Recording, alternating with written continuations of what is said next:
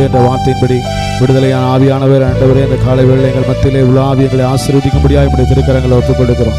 ஹல்லேலூயா. உங்களுடைய நாமத்தை மகிமைப்படுத்துங்க ஆண்டவரே. வருகிற பிள்ளைகள் எல்லாரையும் தடைகளை அகற்றி போட்டு கொண்டு வாங்க. பெரிய காரியங்களை செய்யுங்க இயேசுவின் நாமத்தில் பிதாவே. ஆமென் ஆமென் ஆமென் ஆமென். ஹல்லேலூயா ஹல்லேலூயா. களிப்புள்ள உதடுகளால் போற்றி புகழ்கிறேன்.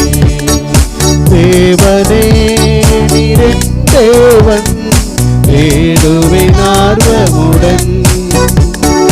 தேவனே நீரின் தேவன், தேடுவேன் ஆர்வமுடன். மகிமை வாஞ்சிக்கிறேன், வல்லமை காண்கிறேன். மகிமை வாஞ்சிக்கிறேன், வல்லமை காண்கிறேன். வல்லமை காண்கிறேன். ஆனந்த களிப்புள்ள உதடுகளா போற்றி புகழ்கிறேன். ஆனந்த களிப்புள்ள உதடுகளா போற்றி புகழ்கிறேன்.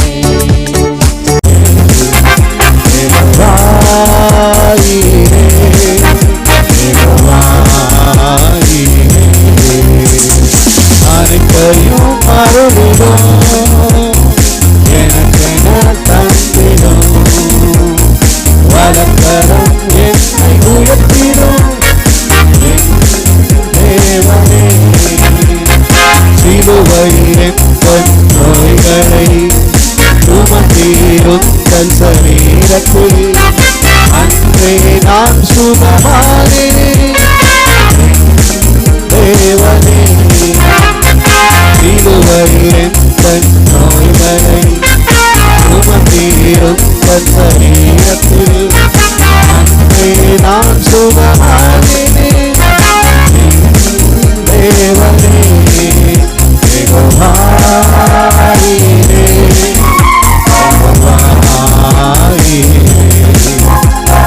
கிறிஸ்துவின் அன்பு மாறாதது. இயேசு கிறிஸ்துவின் மாறா கிருபை குறையாதது. இயேசு கிறிஸ்துவின் மாறா கிருபை குறையாதது. இயேசு கிறிஸ்துவின் அன்பு பாவி என்றுன்னை இயேசு தள்ளவே மாட்டார். ஆவலாய் உன்னை இயேசு அழைக்கிறாரே. பாவி என்றுன்னை இயேசு தள்ளவே மாட்டார். ஆவலாய் உன்னை இயேசு அழைக்கிறாரே. தயங்கிடாதே, தாவி ஓடிவா. தந்தை இயேசுவின் சொந்தம் கொள்ளவா. தயங்கிடாதே, தாவி ஓடிவா. தந்தை இயேசுவின் சொந்தம் கொள்ளவா. தந்தை இயேசுவின் சொந்தம் கொள்ளவா. முன்னா உலகமே பின்னா. திருவரே முன்னா உலகமே பின்னா. இயேசு சிந்திய ரத்தத்தினாலே என்றும் விடுதலையே. இயேசு சிந்திய ரத்தத்தினாலே என்றும் விடுதலையே. ஹல்லேலூயா ஹல்லேலூயா ஹல்லேலூயா ஹல்லேலூயா ஹல்லேலூயா ஹல்லேலூயா ஹல்லேலூயா ஹல்லேலூயா. கரங்களை அசைத்து ஹல்லேலூயா ஹல்லேலூயா ஹல்லேலூயா. உள்ள இடங்களில் மேய்த்திடுவார், அமர்ந்த தண்ணீரண்டை நடத்திடுவார்.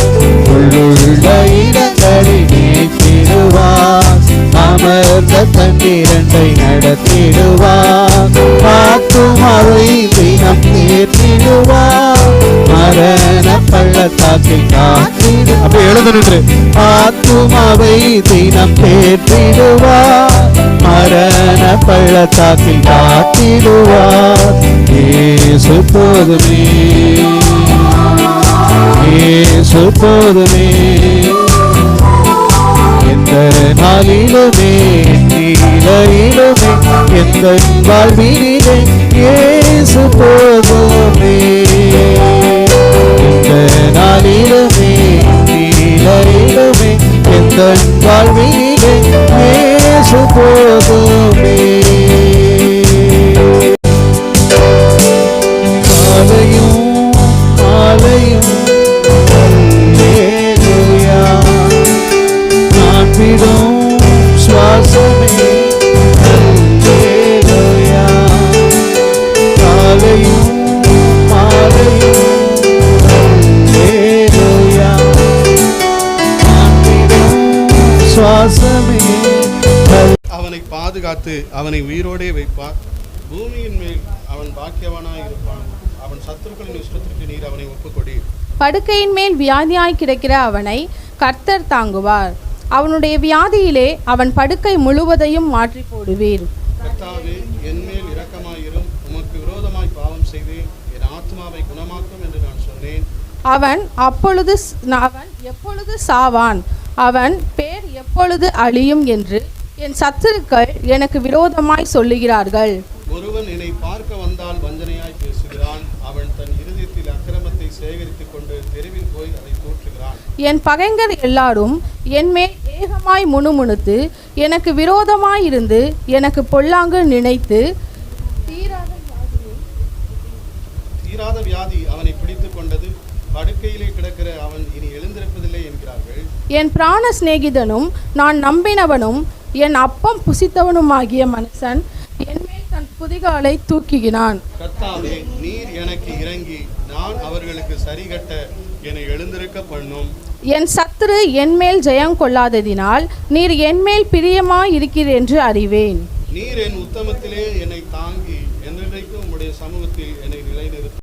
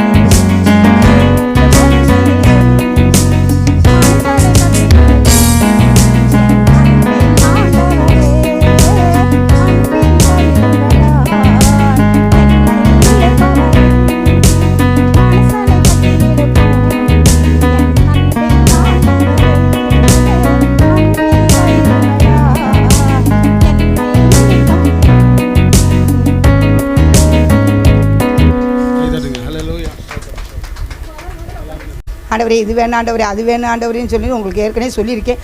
ஆனால் இருந்தாலும் எனக்கு ஒரு ஒரு நாள் அவர் செய்கிற மறக்க முடியாத ஒரு ஒரு அதிசயங்களையும் ஆண்டவர் காண செய்கிறாரு. எவ்வளவோ பலத்தை கொடுத்து சுகத்தை கொடுத்து நலத்தை கொடுத்து என்னை வச்சுருக்காரு. என் குடும்பத்தையும் ஆசீர்வதிக்கிறாரு. ஆண்டவர் சொன்னார், சூசா வீடு வாங்கும் வீடு கட்டும் அப்படின்னு சொல்லிக்கிட்டே அக்கா மூலியமாக சொன்னார். இருந்தாலும் ஆண்டவர் வந்து வீடு இடத்த வாங்க கட்ட பிலன் கொடுத்தாரு. மாயனுக்கு வேண்டின சாரஸ் பிரதர்கிட்ட வந்து அந்த பயலுக்கு வேலைக்கு ஆண்டவர் அதே மாதிரி நல்ல வேலை பெங்களூரில் கிடச்சிச்சு. ஆண்டவர் நான் வேண்டுற ஜோகத்தை வச்சு என் பிள்ளைய பூரா ரசிக்கப்படும். நான் வேண்டுறதை வச்சு ஒன்று ஒன்று ஆண்டவர் சொல்லுவோம். ரோசா ஓடியான்னு சொல்லுவான், அயன்பாட்டி ஜோமணிக்கங்க அயன்பாட்டி ஜோமணிக்க 2 பயிலும் சொல்லுவானுங்க ஜோமணிக்க அயன்பாட்டி. எதுவுமே ஒருத்தர் வீட்டார் வந்தாலும் அந்த வீடு குடும்பம் சொந்தம் வந்தால் எல்லாம் ரசிக்கப்படுறதுக்கு ஆண்டவர் செய்கிறாரு. அதுக்காக கோடி கோடி ஏசப்பாக்கு நன்றி. குறித்ததான ஒரு வெளிப்பாடு நம்ம எல்லாருக்குமே இருக்கணும். இன்றைக்கி அநேக போராட்டங்கள் எப்படி இருக்குன்னா, அந்த பூமியில் நம்ம எதையாவது ஒன்று சாதிக்கணும் அல்லது ஏதாவது ஒரு காரியத்தை நம்ம செய்யணும், ஒரு வேலை வாங்கணும், ஒரு வீடை கட்டணும், ஒரு காரை வாங்கணும், எப்படியாவது சீக்கிரமாக அவசரமாக வேலை பார்த்து நம்முடைய ஓட்டத்தை ஓடி முடிக்கணும் தான் இன்றைக்கு உலகத்தில் இருக்கிற அநேக ஜனங்கள் போராடி கொண்டிருக்கிறார்கள். ஆனால் அருமையானவர்களே, தேவன் உங்களையும் என்னையும் உண்டு பண்ணியிருந்ததுடைய முக்கியமான நோக்கம் என்னென்னா, நீங்களும் நானும் பரலோகத்திற்கு ஆயத்தமாக வரும்படியாக தான் கர்த்தர் நம்மை உண்டு பண்ணியிருக்கிறார். ஹல்லேலூயா. பூமியில் மனுஷனை உண்டாக்கினதனுடைய நோக்கமே என்னென்னா, ஆண்டவர் ஒரு நாள் அவருடைய ராஜ்யத்திற்குள்ளாக அவனை இழுத்து கொள்ள வேண்டும் என்பதற்கு ஒரு அடையாளமாகத்தான் இந்த பூமியில் மனுஷனை படைத்து இவன் எப்படி வாழுகிறான், நம்ம சொல்கிற கட்டளை கீழ்ப்படிவானா, இவனுடைய நியமங்களை கை கொள்வானா அப்படிங்கிறத உணர்ந்து கொள்ளும்படி அவனுக்கு ஒரு அறிவை கொடுத்து அவன் இடறுகிற காரியமே கர்த்தர் அறிந்திருக்கிறார். அதனால் சில பிரமாணங்களை கற்பனைகளை மீறி நடக்க முடியாது என்பதை தேவன் அறிந்திருந்தும், அதனால தான் ஆண்டவர் நியாயப்பிரமாணத்தை நம்ம நிறைவேற்ற முடியாது என்பதற்காகத்தான் நியாயப்பிரமாணத்தின் ஆண்டவர் என்ன செய்தார், அதை நிறைவேற்றும்படியாக சிலுவையிலே அவர் எல்லாவற்றையும் என்ன செய்தார், செய்து முடித்தார். பாவமற்றவராக வாழ்ந்து காட்டினார். ஏன்னா நம்ம எல்லாமே நம்ம நீதிமானா நம்ம என்ன செய்ய முடியாது, 100% வாழ முடியாது. ஆண்டவர் 10 கட்டளையில் கொடுத்தா கூட அவருக்கு தெரியும், இதில் ஒரு கட்டளையை அவன் மிஸ் பண்ணான்னா அந்த நியாயப்பிரமாணத்தை அவன் மீறினதாகத்தான் இருப்பான் என்பது ஆண்டவர் அறிந்தார். ஆனாலும் கொடுத்தார். ஏன் கொடுத்தார்னா, அவன் அதில் எத்தனையாவது கடைபிடிக்கிறானான்னு பார்ப்போம், அவன் எப்படி அதில் தேறி வரான் என்பதை பார்ப்போம் என்று சொல்லி தான் தேவன் நமக்கு அதை கொடுத்திருக்கிறார். அதனால தான் ஆண்டவர் நியாயப்பிரமாணத்தினாலே நாம் நீதிமான்களாக்கப்படாமல் கிறிஸ்து இயேசுவினுடைய கிருபையினாலே நீங்கள் நானும் நீதிமான்களாக்கப்பட்டிருக்கிறோம். ஹல்லேலூயா. அப்போ அவருடைய கிருபையினாலே நாம் ரட்சிக்கப்பட்டிருக்கிறோம், அவருடைய பரிசுத்த ரத்தத்தினாலே நாம் நீதிமான்களாக்கப்பட்டிருக்கிறோம். அப்போ இவ்வளோ பெரிய கிருபையை கொடுத்த தேவன் பரலோகத்தில் உங்களை என்னை சேர்த்துக்கொள்வதற்கு அவர் ஆயத்தமாக இருக்கிறார். ஹல்லேலூயா. அதற்காக தான் இயேசு சீக்கிரம் வரப்போகிறார். ஹல்லேலூயா. ஆனால் இன்றைக்கு அநேக இந்த அறிவு சபைகளில் நிறையா இல்லை. உலகத்தினுடைய ஆசீர்வாதங்களே சபைகளில் பார்த்திங்கன்னா இன்றைக்கி போதிச்சு இன்றைக்கு உலகத்தில் நாம் மேற்கொள்ளுகிற பிரச்சனைகள், சரீர பலவீனங்கள், இதிலிருந்து விடுதலை எல்லாம் அவசியமானதான், நான் இல்லைன்னு சொல்லலை. ஆனால் இதை குறித்தே போதித்து பரலோகத்தினுடைய சத்தியங்களை நாம் கேள்விப்படாதபடிக்கு பிசாசு நம் கண்களை இன்றைக்கி மூடி மறைச்சிட்டான். அதனால தான் பரலோகத்தினுடைய தரிசனங்களை குறித்து நமக்கு என்ன செய்ய முடியல, விளங்கி கொள்ள முடியல. ஏன்னா நீங்கள் அந்த மேன்மையானவைகளை நீங்கள் நோக்குனீங்கன்னா அந்த பூமியில் இருக்கிற பாடுகளை நீங்கள் ஒரு பொருட்டாக நினைக்க மாட்டீர்கள். ஹல்லேலூயா. அதனால் வேதம் சொல்லுகிறது, அருமையானவர்களே, உங்களை என்னையும் ஆண்டவர் பரலோக ராஜ்யத்தின் பிள்ளைகளாக அவர் மாற்ற விரும்புகிறார். ஆமென். அப்போ யார் பரலோக ராஜ்யத்தில் பிரவேசிக்க முடியும் என்பதை குறித்து பார்க்கும் பொழுது, முதலாவது பாருங்கள், கீழ்ப்படுகிறவர்கள் பரலோக ராஜ்யத்தில் பிரவேசிப்பார்கள். ஹல்லேலூயா. இந்த எபிரேயர் 4ஆம் அதிகாரம் 5வது வசனத்தில் பாருங்கள், அன்றியும் அவர்கள் என்னுடைய இளைப்பாறுதலில் பிரவேசிப்பதில்லை என்றும் அந்த இடத்திலே தானே சொல்லியிருக்கிறார். ஆகையால் சிலர் அதில் பிரவேசிப்பது இன்னும் வரப்போகிற காரியமாக இருக்கிறபடியினால் சுவிசேஷத்தை முதலாவது கேட்டவர்கள் கீழ்ப்படியாமையினாலே அதில் என்ன செய்ய முடியாது, பிரவேசிக்க முடியாமல் போனது அப்படின்னு பார்க்குறோம். இஸ்ரவேல் ஜனங்கள் வனாந்திரத்தில் ஆண்டவர் நடத்திட்டு வரும் பொழுது சில வாக்குகள் ஆண்டவர் கொடுக்குறாரு, ஜனங்க அந்த வார்த்தைக்கு கீழ்ப்படிவாங்களான்னு. ஆனால் என்ன செய்யலைங்க, வார்த்தைக்கு கீழ்ப்படியல. அப்போ தேவனுடைய சத்தத்துக்கு கீழ்ப்படுகிற ஒரு குடும்பம் தான், ஒரு தேவ பிள்ளை தான் பரலோக ராஜ்யத்தில் என்ன செய்ய முடியும், பிரவேசிக்க முடியும். ஹல்லேலூயா. அது ரொம்ப முக்கியமானது நமக்கு. இன்றைக்கி நம்ம சபையில் நம்ம ஆராதித்தாலும் கீழ்ப்படிதல் ரொம்ப அவசியமானது. கீழ்ப்படிதல் இல்லாமல் சபையை ஒழுங்கே வராது. ஏன்னா சபையினாலே கீழ்ப்படிதல் தான். நம்ம ஆராதனைக்கு வர்றது, டயத்துக்கு வர்றது, கர்த்தரை ஆராதிக்கிறது, கர்த்தருக்குரிய கணத்தை செலுத்துகிறது, இதெல்லாம் ஒரு கீழ்ப்படிதல் அடையாளம். அதனால தான் தேவன் சபையை உண்டு பண்ணியிருக்கிறார். ஏன் சபையை உண்டு பண்ணியிருக்கிறான்னா, ஜனங்களை கூடி வர சொல்லு அப்படின்னு சொல்லுவார். அப்போ அந்த ஜனங்கள் கூடி வராங்களா, அப்போ அதெல்லாம் ஒரு கீழ்ப்படிதல். அப்போ ஒவ்வொரு காரியம், அப்போ ஒரு சில விசுவாசத்தில் சில பரீட்சைகள், போராட்டங்கள் வருது. அதெல்லாம் எதுக்குன்னா, ஸ்கூலில் எப்படி ஒரு எக்ஸாம் வச்சு பாஸ் பண்ணுறாங்களோ அதுபோல தான் சில விசுவாசங்களை தேவன் நமக்கு வைத்திருக்கிறார், போராட்டங்களை வைத்திருக்கிறார். அதில் நம்ம பாஸ் பண்ணுறோமா, அதில் நம்ம ஜெயிக்கிறோமா அப்படிங்கிறதெல்லாம் பார்க்குறாரு. அப்போ முதலாவது ஒரு காரியம் கீழ்ப்படிதல். அருமையானவர்களே, நமக்குள்ளாக இருக்கும் பொழுது தேவன் நம்மை ஆசீர்வதிக்கிறார். வாசிங்க ஆதியாகமம் 22ஆம் அதிகாரம் 18வது வசனத்தில் ஆபிரகாமை குறித்து அழகாக ஆண்டவர் சொல்கிறாரு, ஆபிரகாம் என் சொல்லுக்கு கீழ்ப்படிந்தபடினால் நான் உன்னை ஆசீர்வதிப்பேன். ஆதியாகமம் 22ஆம் அதிகாரம் 18வது வசனம் வாசிங்க வேகமா. நீ என் சொல்லுக்கு கீழ்ப்படிந்தபடியினால் உன் சந்ததிக்குள்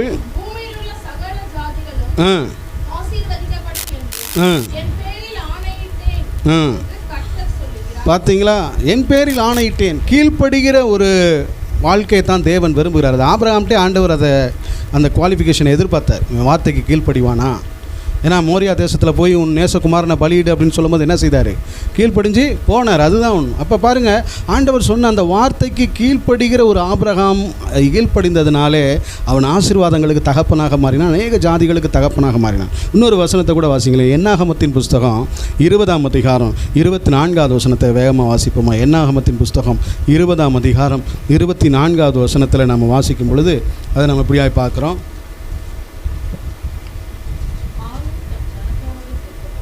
ஆரோன் தன் ஜனத்தாரோடே சேர்க்கப்படுவான். மேரிபாவின் தண்ணீர்கள் பற்றிய காரியத்தில் நீங்கள் என் வாக்குக்கு கீழ்ப்படியாமல் போனபடியினால். பாருங்க, மோசையை குறித்து சொல்கிறார். ஏன் மோசே, பாருங்க, மோசே மிகப்பெரிய தீர்க்கதரிசி. ஆனால் மேரிபாவின் தண்ணீர்கள் அண்டை விஷயம்னா என்னென்னா, ஜனங்கள் இஸ்ரவேல் ஜனங்கள் வனாந்திரத்தில் வரும்பொழுது தண்ணி இல்லைன்னு அங்கே கூப்பாடு போடுறாங்க, மோசைக்கு விரோதமாக முறுமுறுக்கிறாங்க. அப்போ ஆண்டவர் சொல்கிறாரு, கண்மலையை போய் அடி அப்படிங்கிறார். முதலாவது மோசையை போய் கண்மலையை அடிக்கிறாரு, தண்ணி வருதுங்க. திரும்ப ஆண்டவர் சொல்கிறாரு, நீ போய் கண்மலையின் இடத்துல பேசு அப்படிங்கிறார். முதல்ல என்ன சொல்கிறாரு, கண்மலையை அடிங்கிறாரு. ரெண்டாவது பாருங்கள், கண்மலையின் இடத்துல போய் நீ பேசுங்கிறாரு. இவர் என்ன பண்ணிட்டாரு, முதல்ல அடிக்க சொன்னார்ல அப்படின்ற அந்த இதுலேயே தாட்லேயே வந்துடும். ஏன்னா ஜனங்க பிரச்சனை பண்ணுறாங்க. முதல் தடவை மோசேவை அடிக்கணும்னு பாய்ந்து, ஏன்னா தண்ணி இல்லை வனாந்தரத்தில், தண்ணி வேணும்னு கேட்டு கலகம் பண்ணோன்னே மோசே சொல்கிறாரு, அந்த கண்மலையை போய் ஓங்கி அடி, உன் கோலை எடுத்து தண்ணி வரும் அப்படின்னோன்னா வேகமாக போய் அடிக்கிறாரு, தண்ணி வருது. திரும்பவுமாக தண்ணி இல்லைன்னு இன்னொரு இடத்துல பிரச்சனை வருது, மேரிபாவின் இடத்துல. அந்த இடத்துல தண்ணீர் இல்லைன்னு பிரச்சனை வரும்பொழுது ஆண்டவர் சொல்கிறாரு, நீ கல்மண் இடத்துல போய் பேசு அப்படிங்கிறாரு. பாருங்கள், மோசே ஜனங்கள் மேலே உள்ள டென்ஷனில் இவர் போய் என்ன செய்கிறாரு, கோல் எடுத்து அடிச்சுப்படுறாரு. அப்போ தான் ஆண்டவர் சொல்கிறாரு, அந்த மேரிபாவின் தண்ணீர்கள் அண்டை விஷயத்தில் மோசே அப்படி செய்தபடினால், என் சத்தத்துக்கு கீழ்ப்படியாமல் போனபடினால் அதில் அது அவன் பிரவேசிக்க முடியாது. பாருங்கள், ஒரு பெரிய தீர்க்கதரிசி மோசே. ஆனால் அவன் கூட என்ன செய்ய முடியலங்க, வாக்குத்தத்தம் பண்ணப்பட்ட கானான் தேசத்துக்குள்ளே போக முடியல. அவனுடைய சந்ததி போனது, ஆனால் மோசே என்ன செய்ய முடியல, போக முடியல. அப்போ அழைத்து வந்த ஒரு லீடரே கர்த்தர் கொடுத்த தேசத்துக்கு போக முடியவில்லை என்று சொன்னால், இன்றைக்கு அருமையானவர்களை நீங்களும் நானும் எம்மாத்திரம் நினைத்து கொள்ளணும். கர்த்தருடைய வார்த்தைக்கு, சத்தத்துக்கு ரொம்ப கீழ்ப்படிதல் அவசியம். வீட்டில் பாருங்கள், குடும்பத்தில் கணவனுடைய சொல்லுக்கு மனைவி என்ன செய்யணும், கீழ்ப்படுகிறது. அது இருந்தால் தான் அந்த குடும்பத்தில் சமாதானங்கள்னா சண்டை சச்சரவு தான். பிள்ளைகள் பெற்றோருக்கு என்ன செய்யணும், கீழ்ப்படியணும். அப்படி தான் போட்டிருக்கு, பிள்ளைகளே கர்த்தருக்குள் நீங்கள் என்ன செய்யணும், பெற்றோருக்கு கீழ்ப்படின்னு இருக்குது. சில பிள்ளைகள்லாம் பார்க்குறோம், நம்ம கீழ்ப்படியாத பிள்ளைகள். அதனால் எவ்வளோ போராட்டம் பாருங்கள், சமாதானம் இல்லாத நிலைமை, சண்டை, குடும்பத்தில் ஓயாத சண்டைகள், பிரச்சனை ஏன் வருதுன்னா, நல்லா கவனிச்சிங்களா, அந்த குடும்பத்தில் கீழ்ப்படியாத நிலைமை இருக்கும் பொழுது பிரச்சனைகள் வருது. அப்போ ஆண்டவர் இந்த கீழ்ப்படுதலை ரொம்ப விரும்புகிறார். நல்லா புரிஞ்சுக்கொள்ளுங்க தேவ பிள்ளைகள். நம்ம ஆண்டவர் பெரிய காரியத்தை எதிர்பார்க்க மாட்டார், ஒரு சின்ன காரியத்தை தான் நம்முடைய வாழ்க்கையில் வைப்பார். அப்போ நாம் கீழ்ப்படிந்து நடக்கும் பொழுது ஆண்டவர் நமக்கு பரலோக ராஜ்யத்தில் பிரவேசிக்கிறதுக்கான பாக்கியத்தை நமக்கு தருகிறார். ஹல்லேலூயா சொல்லுவோமா? கைகளை தட்டி ஆண்டவரை மகிமைப்படுத்துவோமா? ஹல்லேலூயா. அதனால் கீழ்ப்படியணும். பாருங்கள், யாக்கோபு, நீங்கள் ஒவ்வொரு பரிசுத்தவானை பார்த்தீங்கன்னா யாக்கோபு கீழ்ப்படிந்து வீட்டிலே இருந்தான் அப்படின்னு பார்க்குறோம். எப்போவுமே கீழ்ப்படிஞ்சு வீட்டில் இருந்தான். ஆனால் அடங்காத ஏசா பார்த்துங்க, வனாந்தரத்தில் சுற்றுகிறவனாக இருந்தான். ஆனால் கீழ்ப்படிந்திருந்த யாக்கோபு தான் என்ன செய்தான், ஆசீர்வாதத்தை பெற்றுக்கொண்டான். அதனால் நாம் எப்போவுமே ஆண்டவருடைய சத்தத்துக்கு நாம் கீழ்ப்படிந்து கர்த்தருடைய வார்த்தைக்கு கீழ்ப்படணும். ஆண்டவர் ஒவ்வொரு கட்டளையும் கொடுக்கும்போது பார்த்தீங்கன்னா, ஆண்டவர் அந்த ஒரு வார்த்தை அழகாக சொல்லுவார், நீ என் சொல்லுக்கு, இந்த வார்த்தைக்கு நீ கீழ்ப்படிந்தால் ஆமே என்னென்ன ஆசீர்வாதங்கள்லாம் உனக்கு வரும். இந்த உபாகமத்தில் 28ஆம் அதிகாரத்தில் நிறைய ஆசீர்வாதங்கள் கொடுக்குறாரு, நிறைய சாபங்களையும் கொடுக்குறாரு. ஆனால் அந்த பட்டணத்தை அந்த அதிகாரத்தில் வாசித்து பார்த்தீங்கன்னா, இன்று உன் தேவனாகிய சத்தத்திற்கு, அதை வாசிங்க. உபாகமம் 28ஆம் அதிகாரத்தில் 1வது வசனம், உபாகமம் 28:1 வாசிங்க.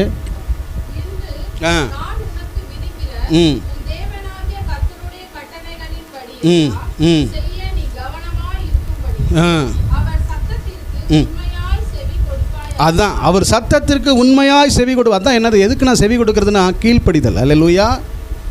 செவி கொடுத்தலே கீழ்ப்படிதலுக்கு, செவி கொடுத்தலே கீழ்ப்படிதல் அப்படின்னு போட்டிருக்கு. நம்ம செவி கொடுக்குறோம்னா கீழ்ப்படுகிறோம்னு அர்த்தம். இப்போ நான் பிரசங்கம் பண்ணிக்கிட்டே இருக்கேன், நீங்கள் எங்கேயோ பேசிக்கிட்டு பராக் பார்த்துக்கிட்டு இருந்தீங்கன்னா என்ன அர்த்தம், கீழ்ப்படியலன்னு அர்த்தம். அப்போ வார்த்தையை கவனமாக கேட்டுக்கிட்டே சிலவங்க வந்து அப்படியே 3ஆம் வனம் வரைக்கும் போயிட்டு வருவாங்க. அது என்னதுங்க, அது ஒரு அசதி தான், ஒரு கீழ்ப்படியாது தான். என்னென்னா ஒரு டயர்டு. சரி, என்னத்தை வாரந்தோறும் வந்து கேட்குற செய்தி தானே, என்னத்தை புதுசாக என்னத்தையா சொல்லிட போகிறாரா, எனக்கு என்ன தெரியாத சத்தியமா, இப்படிலாம் இருப்பாங்க சிலவங்க. அப்போ நல்லா கவனிங்க, இதை எத்தனையோ முறை நான் படித்திருந்தாலும் இன்றைக்கு ஆண்டவர் சொல்கிறாரு, நம்ம ஆண்டவருடைய வார்த்தைக்கு என்ன செய்யணும், கீழ்ப்படியணும். ஹல்லேலூயா. அப்போ முதலாவது கீழ்ப்படுகிறவர்கள் பரலோக ராஜ்யத்தில் என்ன செய்வாங்க, போவாங்க. ஆமென். அந்த காரியத்தை நம்ம குடும்பங்களை நம்ம கற்றுக்கொள்ளணும். 2வது வாசிப்போம், எபிரேயருக்கு எழுதின நிருபம், அதே எபிரேயருக்கு எழுதின நிருபம் 4ஆம் அதிகாரத்தில் 3வது வசனத்தை நம்ம பார்ப்போம். முக்கியமாக என்னென்னு, எபிரேயர் 4:3.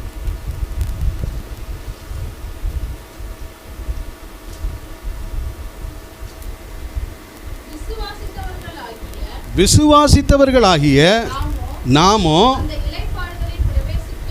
பிரவேசிக்கிறோம். கைகளை தட்டி ஆண்டவரை மகிமைப்படுத்துவோம். ஹல்லேலூயா. விசுவாசித்தவர்களாகிய நாமோ அந்த இளைப்பாறுதலில் பிரவேசிக்கிறோம். ஆண்டவர் நமக்கு ஒரு இளைப்பாறுதலை பரலோகத்தில் வச்சிருக்கிறாரு, சமாதானத்தை வச்சிருக்கிறாரு, சந்தோஷத்தை வச்சிருக்கிறாரு. அந்த இளைப்பாறுதலை நம்ம பிரவேசிக்கணும்னா நமக்கு விசுவாசம் வேணும். என்ன வேணும்? விசுவாசம் வேணும். அல்லேலூயா. இன்றைக்கி விசுவாசிகள்லாம் பேருக்கு என்ன பேர் மாறி போச்சுன்னா விச ஊசிகள் அப்படின்ற மாதிரி ஆகிப்போச்சு. சொல்கிறேன்னு தப்பாக எடுத்துக்காதீங்க, அப்படி ஆகிப்போச்சு. இன்றைக்கி ஊழியக்காரெல்லாம் அட்டூழியம் பண்ணுறவனாக ஆகிப்போச்சு. ஊழியம் பண்ண வந்தீங்களா, அட்டூழியம் பண்ண வந்தீங்களா, எங்களை பார்த்து அப்படி கேட்குறாங்க ஒரு சிலவங்க. அந்த போல் விசுவாசிகள் அப்படி ஆகிப்போச்சு. விசுவாசியாக இருக்கிறவங்க விச ஊசியாக மாறிட்டாங்க. அப்போ அப்படி மாறிப்போச்சு. இன்றைக்கி ஊழியங்களில் அட்டூழியங்கள் வந்து விட்டது.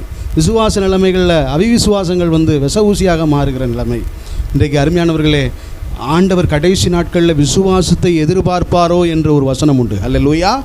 மனுஷகுமாரன் வரும் நாட்களில், கடைசி நாட்களில் ஆண்டவர் விசுவாசத்தை எதிர்பார்ப்பாரோ என்கிற ஒரு காரியம் இருக்குது. இன்றைக்கி நல்லா புரிந்து கொள்ளணும். நம்ம விசுவாசத்தை நம்ம பிள்ளைகளுக்கு என்ன செய்யணும்? போதிக்கணும். அல்லேலூயா.